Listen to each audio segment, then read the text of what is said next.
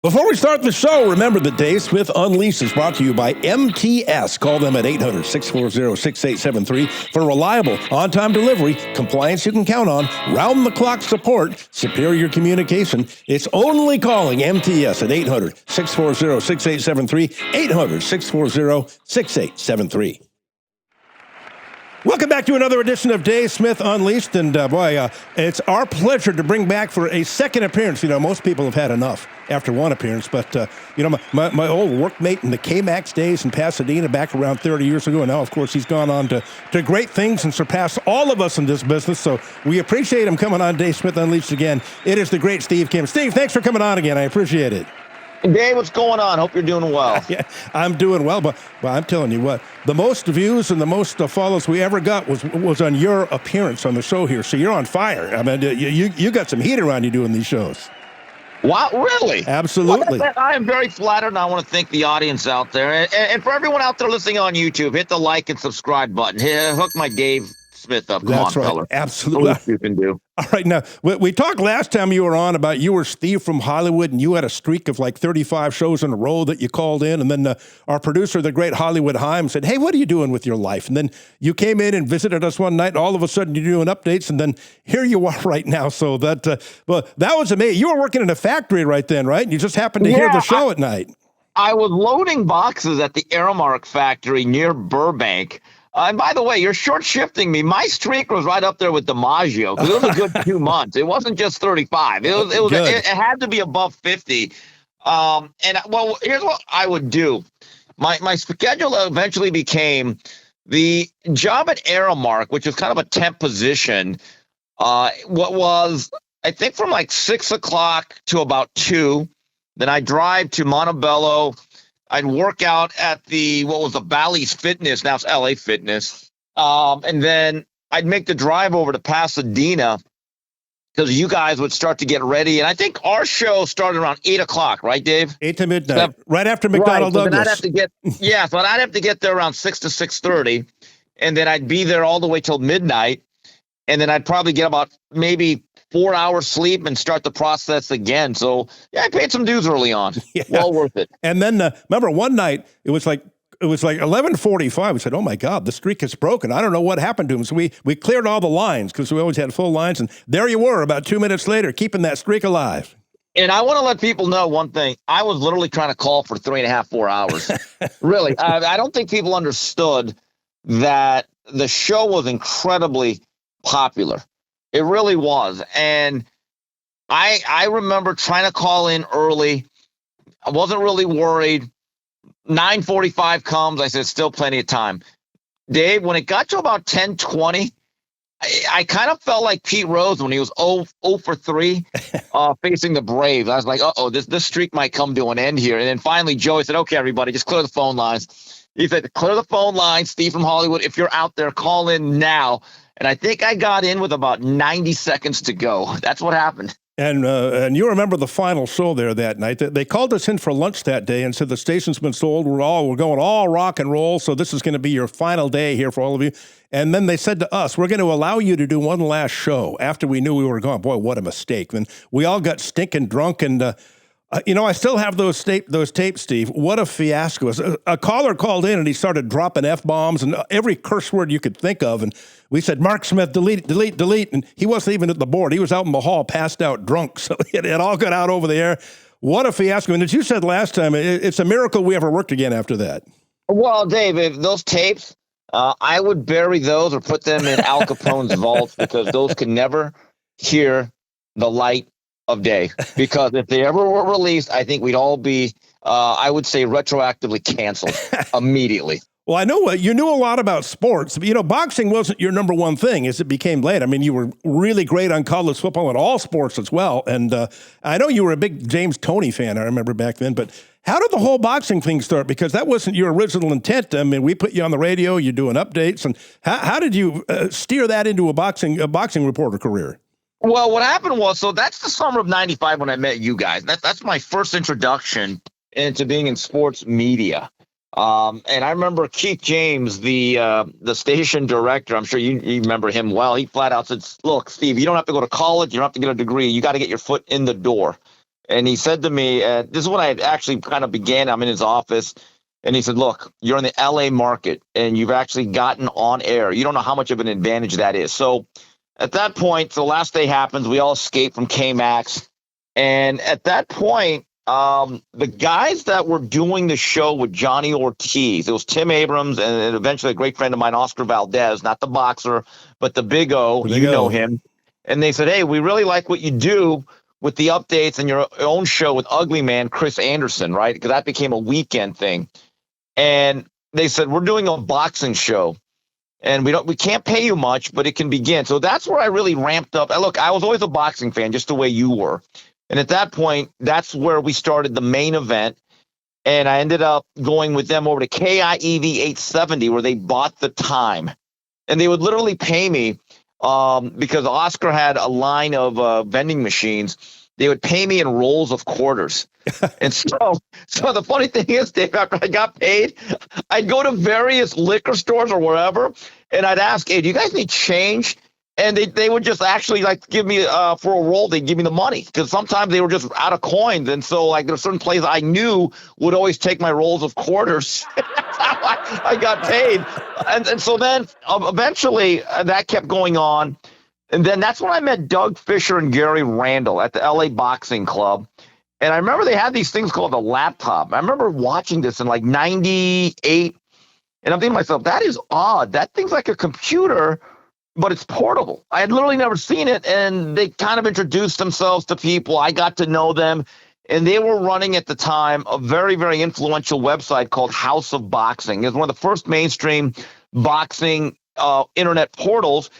And then I eventually struck up a very good relationship with him or with them. They asked me to work with them as part of the website, and then we began Max Boxing, and some other things happened. And to this day, me and Doug are still very good friends, and we work together on Ring Magazine. He's the editor. I'm one of the monthly columnists. In fact, I saw Doug Fisher last night over the dinner that we have at Phil Trainey's. Dave, you got to join us one day. I know. Doug Kokorian always invites me to those. Yeah, in fact, Doug couldn't make it because he's a little bit under the weather. Yes. But the next time we get together, Dave, you definitely get a phone call from me. Yeah, Doug just did a 3-part podcast with me. The first 2 parts are up already, up on YouTube, and he was fantastic. Boy, did he have some great stories about working with Big Joe McDonald. Now, you know, Steve, he could be very, very difficult. Joe, and, some days he loved me, some days he hated me. We were really good friends. He hated me. I'd come into work. Hey, what's up, buddy? And then we go out to dinner afterwards. I come in another day, and he'd curse and swear at me and wouldn't speak to me for 3 months, and I never knew what the hell I'd done. He was a piece of work. Look, he's the big Dow Joneser. He was up and he was down. He was certainly moody.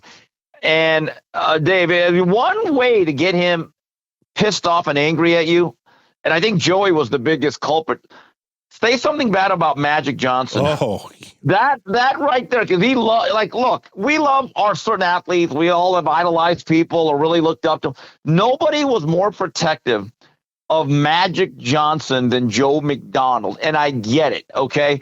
But if you even hinted at that maybe Michael Jordan was better than Magic, the day you'd come in that studio, Dave, he was going to be in a bad mood. Jerry West, he was the same way with Jerry West. I mean, I went on the air one time and said Bill Sharman doesn't give enough credit. He's the one who really built Showtime and not Jerry West. And Joe cursed me and didn't speak to me for 3 months after that. He's very protective. Well, at least it was over something important and not trivial, you know? You brought up KIEV. That was my first time I was ever on the radio was at KIEV 870 in Glendale. But before Joey Heim, he wasn't my first partner. My old high school buddy, my lifelong friend, Jim Wakefield, was my partner. And I went over to KIEV and bought some time. We were on Monday nights from 10 to midnight after Monday Night Football. That was my first gig.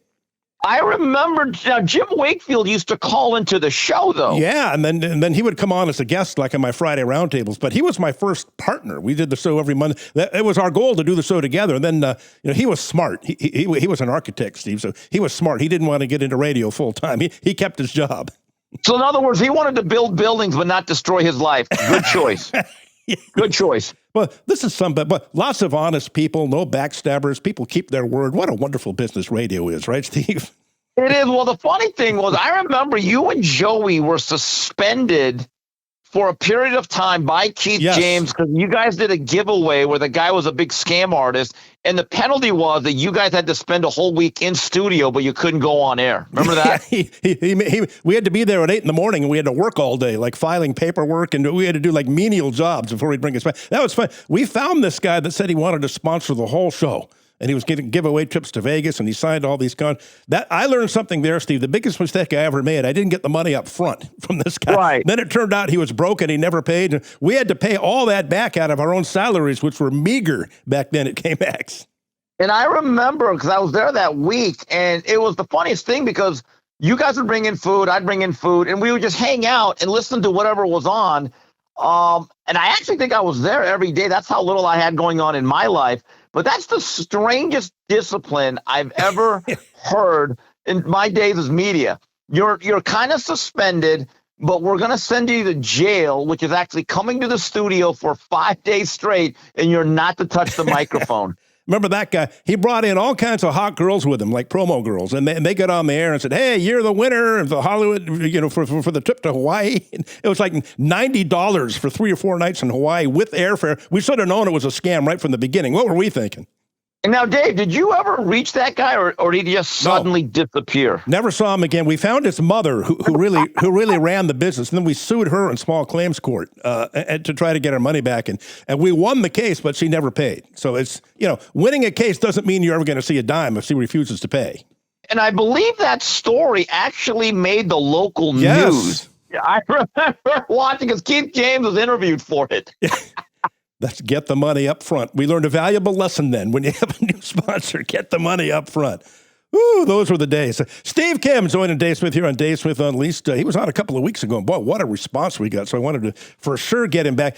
I know you love college football as much as I do, Steve. And, this new playoff format that's coming up, I think they should leave it at 8. I think 8 is plenty, like 5 conference champions and maybe 3 at-large bids, or however they want to work it. When you get to 12, I think it's too much. When you get to 16, that takes a lot of importance off the regular season, because college football has the best regular season in all of sports. When you go to 16, and I know now the Big Ten and the SEC want to have 4 guaranteed spots each in the playoff, and 3 for the ACC and 3 for the Big 12. I hate it, Steve, and I hate the fact that the SEC and the Big 12 eventually are probably going to have 24 teams each and completely run college football. Well, that's still better than Eli Drinkowitz. He wants 30 teams. Yes. And I'm like, what? Well, I just look, Dave, we've spoken about this. College football has the most important, greatest regular season ever. Because back in the olden days, a loss in the first 2 weeks of the season could upend everything else you do the rest of the way. And it had national championship ramifications, right? Last year, we had a team in Ohio State losing their rivalry game in the last week of the regular season, and they ended up winning it. And I'm just thinking to myself, I don't know if that's good or bad. And Dave, I actually would not mind a 16-team playoff if we still had the traditional Pac-10, Pac-12, if we had the Southwest Conference, and you had the regional conferences, and everyone can get involved, and you'd have wild cards. But I don't like these automatic qualifiers if you don't win the conference. I actually give Brett Yormark of the Big 12 a lot of credit, Dave. He's not bowing down to anybody. He's saying flat out, no. This game is more than just about 2 super conferences, and so be it. Let's roll the dice. Let's go out there and do the 5-11 format. The conference winners and the one of the other 5, one of the other non-power conferences like a Boise State, they get theirs. But no conference, in my view, and this is where I completely agree with Yormark, no conference, Dave, should always get 4 automatic bids. I'm completely against that, because here's the problem, Dave. We're going to start seeing the same matchups over and over and over again in the same season. You know what that's called, Dave? The National Football League. We already have that. Well, here's my concern as well, Steve. Let's say Michigan and Ohio State are ranked 1-2, or Georgia and Alabama are ranked 1-2, and they're playing in their conference championship game, but we're taking 16. They're both in, and they're both going to get a 1 or 2 seed. What's to stop them from sitting players out, not going hard, and not risking injuries? And if you already know that you have a high bid and you already know you're a playoff team, right, what's to stop them from sitting players out? Dave, in this current system, the reality is if you're a highly ranked blue blood program in the SEC or Big Ten, you have a 2-game cushion. Bottom line, if you lose 2 games and you win about 10 or 11, you're going to get a playoff seed, especially when it goes to 16. But Dave, Here's a nightmare scenario. Let's say you're Ohio State, Michigan, and Sharon Moore gets that program going again, back to that level underneath Harbaugh. You could have a situation where Michigan and Ohio State play not only in the regular season, but since there's no divisions now with most of these conferences, they're going to play each other in the Big Ten championship game. Then guess what? Both teams make the playoffs. Number 3, yeah. And then they play in the semi. Now, Dave, don't you think that's a tad bit of overkill at this moment? Absolutely. That's why I think, Steve, if you keep it at 8, you give the 4 power conferences, ACC, Big 12, Big 10, SEC, one automatic bid for a 5th conference, and 3 at-large teams. That keeps a lot of importance on the regular season when you only take 3. And that's college football. Every week's a playoff game, which is what we love about it. If you lose, the season could be over, even if it's in week 1 or week 2.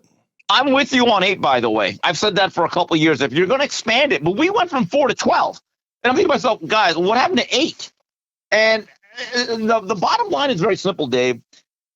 There used to be a case where if you were truly a team in the top 10 and you thought you had aspirations of playing for a national title, you basically had 12 to 13 playoff games scheduled because you could not lose. You got maybe one mulligan.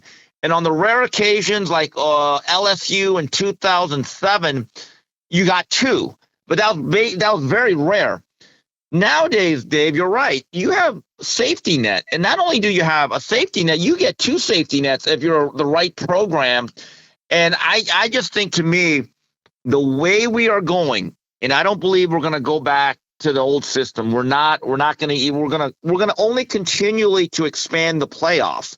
We're never going to shrink it again. Unfortunately, Dave, I know the reality here. We are going to dilute the magic of the college football regular season. The more I think about it, we complained for years and years and years that we didn't have a playoff. Now when I look back on it, I miss the old system, Steve, where they had conference times. The Big 8 always played in the Orange Bowl, Big 10 and Pac-10 in the Rose Bowl. Sugar Bowl went to the SEC. You had the conference tie-ins against the highest-ranked at-large team. And there were sometimes on January 1st, Steve, the 4 major bowls, we'd have no idea who the national champion was until all 4 games are over. They all had national championship implications. Looking back now, I miss those days. I think I prefer that to this current playoff system. Dave, it kind of reminds me, for years, I remember Doug Fisher still ribs me about it. I remember for years I would scream about, we need open scorecards in boxing, right? You hear that a lot. I hate that. Until I saw a fight in the late 90s where Mark Too Sharp Johnson, one of the most brilliant boxers I've ever seen, was winning a fight on Showtime, and he was looking like $1 million for about 8-9 rounds. And then when they announced that he was winning big, that he could not lose unless he got knocked out, it ruined the fight because he was scampering around the ring. And I was very close with Mark. And Too Sharp flat out said, Steve, as soon as I heard the score, I said, I'm not taking any more risks. And it changed him. He said, Steve, almost psychologically, I felt like I had to not get hit anymore and not fight the way I was. And I said at that point, open scorecard sounds good in theory until you actually see it in reality, and you're thinking, my God, let's not do this again. Yeah, guy has a big lead. He gets on his bicycle and doesn't doesn't fight anymore. I hated the open scoring. Right. It ruins more fights. Now, Dave, I will say this. I actually think that, to go back to what we said, if you go to an 8-team system, you are actually getting the best of both worlds, in a sense that the regular season is still incredibly important because there's a scarcity of spots, right? But at the same time, we're not going to get the split championships. Teams are going to have to battle their way. Let's be honest, Dave. In most years, how many teams are really good enough to win a national title? No more than about, 5 or 6, That's really? Right. Probably more 4 or 5, right? So I think 8 would have been the perfect middle ground to all of this. Absolutely. And, and reward conference champions because, that's what you play for. Even if maybe the conference isn't so strong that year, I think reward the conference champions and limit those at-larges to 3. Because if you do that, you're going to have to play hard all the way through because there's not going to be many at-large bids. And, Dave, once your scenario happens where, let's say, a team is 11 or 12-0 going into a game, and all of the projections say this team's in the playoffs, there will be a situation where a program will sit out players. Seriously, and I'm just telling you, we're even in a conference championship game. Yeah, how bad would that be? Yes, because think about it. Ohio State didn't win the conference title game, but they won the national title. Yep. I mean, so that's the shame of it, is that we are now turning this into the National Football League, which is fine. We love the National Football League. Dave, I don't need two versions of it. Absolutely. Remember one year, Steve, Alabama won the national championship, and they didn't even win their own division within the SEC. Right. And they won the national championship. And look, Dave, since I am not an SEC fan, I'm not one of those people that roots for conferences, but I don't have a vested interest in that conference, given the fact that Miami plays in the ACC. I don't want this to become where the SEC, you can argue that they have the best conference. I'm not going to go out there and speak any differently for the most part. Okay. Last 2 years, they have not played for the national title. The other thing is, Dave, here's the thing. They only play 8 conference games. Now, I've heard both arguments, but Dave, here's another thing. Look at the schedule. All these teams don't play each other. Some teams don't actually play each other for 6-7 years at a time. So when they talk about the depth of conference, I get it. But number one, you're playing one less conference game. And Georgia and Alabama, they don't play every year, Dave. Seriously, there are certain teams that actually miss each other a lot in that rotation. So I like the fact that the Big Ten is saying, hey, guys, we play 9 conference games. You should also. And I think they should be punished every year. The next to last week of the regular season in the SEC, every team in the SEC, they're playing Presbyterian and Louisiana Monroe and Northeast, West, South Dakota State or whatever. They all take a week off the second to last week of the season. Right, and look, it was explained very well by Zach Smith, who does a great show, Manchester Sports. He coached college football, worked for Urban Meyer. And he's more of a Big Ten guy. And he explained it yesterday on his show. He said, here's what they're doing. They're creating a situation where all these teams now in the SEC could load up victories. And let's say you're the 19th ranked team facing one of those lower level teams, right? Like a Georgia Southern, something like that. Well, if you're the 19th ranked team and you have 7 or 8 victories, now you're guaranteeing yourself an 8th or 9th victory. And guess what? You get to keep that rating. And so then the SEC honks can say, well, Alabama's beaten 6 ranked teams. Well, that's how they do it. They're gaming the system in their own way. Absolutely. Now, you, of course, being the huge Miami Hurricanes fan that you are, and actually a season ticket holder, even though you live 3,000 miles away across the country. Now, that's a fan right there, a season ticket holder to the Canes. Week 1, number 2 in the country, Notre Dame. But that brings back great memories from back in the 80s. But that's a tough one in week 1, a tough one for Mario Cristobal and the Hurricanes. That's going to be a game. Look, once every other year or so, and Miami actually does have a real home field advantage for certain big games. That game is going to be a madhouse. Dave, I was at the 2017 game when we ambushed the Irish. I think Notre Dame was in the top 3 or 4. Miami was also undefeated. It's the back-to-back weeks where they had primetime games at home against a ranked Virginia Tech team and then Notre Dame. And look, Notre Dame is a top 5 team. Most metrics have them as being a better team than Miami, but keep this in mind. They're breaking in a first-year quarterback who has never really started in C.J. Carr. They also lost a lot defensively, and it is a road game at night. It's going to be hot and humid, too. Yeah, so, and look, Miami has its own questions, certainly. They've rebuilt their secondary. And the hope is that Carson Beck is the guy that we saw in 2023.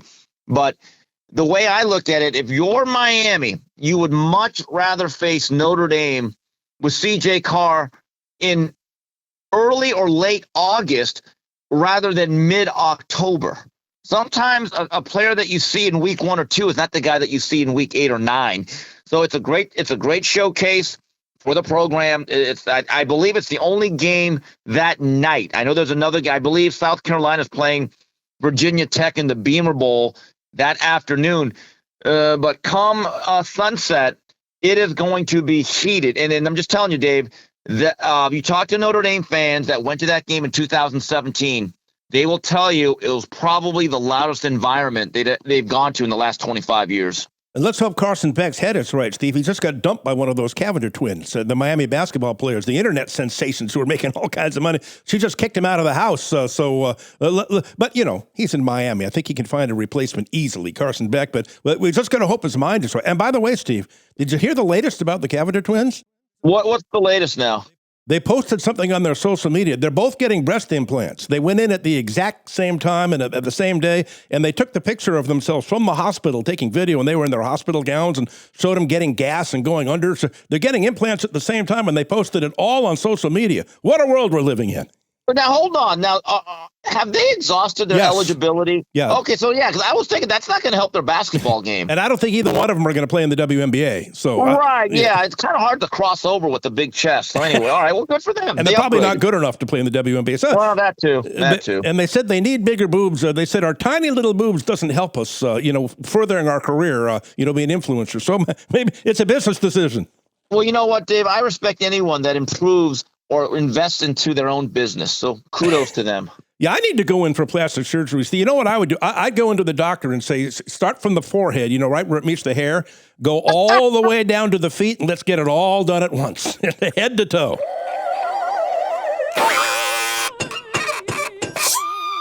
Yeah, so the funny thing is about Carson Beck, I actually think him not being with that Cavender twin is actually a good thing. I heard some funny things about what he had to do on social media while they were a couple. Yeah. And it's funny, Carson Beck has not done a lot in terms of social media, and I get the sense that relationship had run its course. I know that she was kind of bitter over the personality of Carson after they had kind of broken up. But all reports are from the insiders that really cover this at the ground level. They feel as though Carson is coming on and he'll be ready to start game number 1 in week 1. And the other one's with Jake Ferguson from the Cowboys, the tight end. Oh, okay. Well, Jake's got some new toys to play with. Okay, good for him. Well, you know what they say, Steve? You know the old saying? When you buy your girl breast implants, so you're buying them for the next guy. You're never going to enjoy them. Well, they got their own money, though. Let's be honest. They have their own money. They do okay. She's getting them for a reason, and it ain't you. Yeah. Hey, Steve, this is absolutely great stuff. I know we're going to do, pretty soon we're going to do a part 2 of this. You're hanging in there for another one. So I appreciate you coming on, and thanks for coming on today. Absolutely, Dave. That's it for Dave Smith Unleashed, the great Steve Kim, our guest. And, of course, make sure you subscribe and like and comment. Go to youtube.com/@the Dave Smith Unleashed podcast. youtube.com/the Dave Smith Unleashed podcast. And you want to know when the podcasts are happening and what day and what guests and everything, follow me on Twitter @DaveSportsGod, @DaveSportsGod. And, of course, we'll talk to you next time right here on Dave Smith Unleashed.